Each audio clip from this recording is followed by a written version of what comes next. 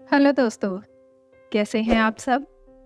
एक छोटे से शहर की सीमा के बाहर एक पहाड़ था और उसके आसपास बहुत सारी खाली ज़मीन थी। यहाँ पर कोई नहीं रहता था। उसी शहर में एक कलाकार रहता था जो कि बहुत रचनात्मक और आध्यात्मिक भी था। एक दिन टहलते टहलते वह कलाकार उस पहाड़ के पास जा पहुंचा। उसके मन में विचार आया, क्यों ना पहाड़ से गिरे हुए पत्थरों से मैं देवी देवताओं की मूर्तियां बनाऊं। वह उस जगह पर रोज आने लगा और उसने पत्थरों को तराश कर सुंदर मूर्तियां बना डाली। मूर्तियां वाकई में बहुत सुंदर थी और धीरे धीरे ये बात पूरे शहर में फैल गई। पहले कुछ लोग आए और धीरे धीरे बहुत सारे लोग आने लगे उस जगह पर मूर्तियों को देखने के लिए।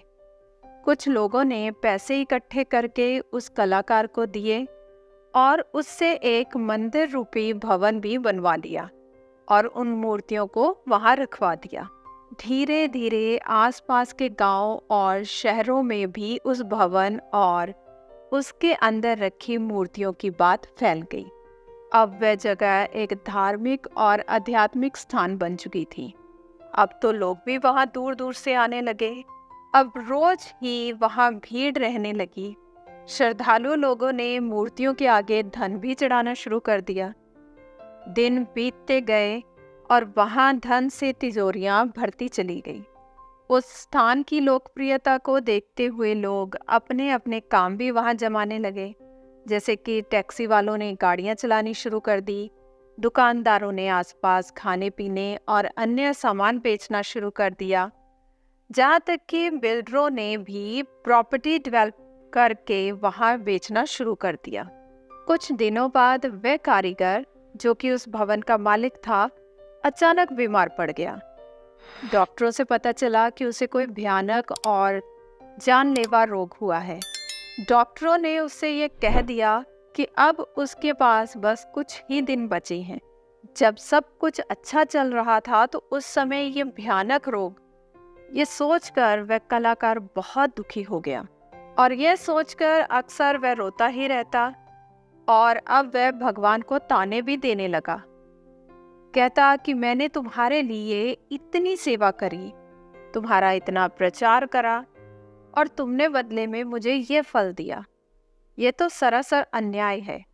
एक दिन रात में उसे एक सपना आया और उसने देखा कि भगवान उसके सामने हैं और कह रहे हैं कि तुम मुझे किस बात के ताने दे रहे हो। ठीक है, तुमने मेरे नाम की मूर्तियां बनवाई, लेकिन याद करो वह दिन जब एक अनाथ बच्चा तुम्हारे पास रोते बिलखते आया तो तुमने उसे अपना गुलाम ही बना डाला। याद करो वह बूढ़ा भिखारी जिसे तुमने आश्रय देने की बजाय धक्के मारकर दूर भगा दिया। याद करो वह दिन जब बारिश हो रही थी, तब तुमने एक माँ और उसके छोटे बच्चे को मंदिर के प्रांगण से ये कहकर हटवा दिया कि अब मंदिर बंद करने का समय हो रहा है। वे दोनों बहुत देर तक बारिश में ही भीगते रहे।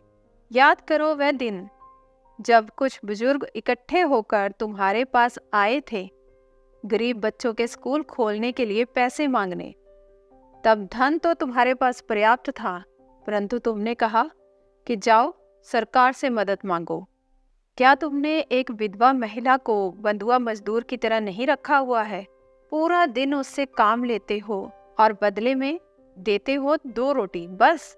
इतने सारे बुरे कर्म करने के बाद भी तुम मुझे किस बात का ताना दे रहे हो? कर्मों का फल तो भोगना ही पड़ेगा। तुमने जो कर्म किए हैं उसका दंड भी भोगना पड़ेगा।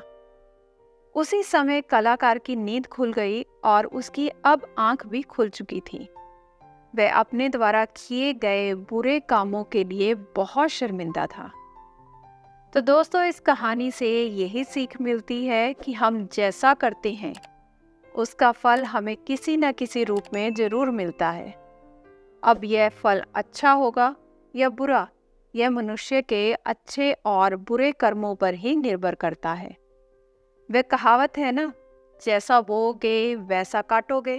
अगर बबूल का पेड़ बोया है तो हम आम नहीं खा सकते, हमें कांटे ही मिलेंगे।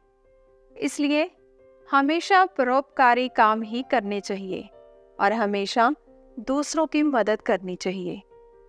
भागवत गीता में भी कहा गया है, कर्म करो, फल की चिंता मत करो। तो दोस्तों, आशा करती हूँ आज की कहानी आपको अच्छी लगी होगी। धन्यवाद।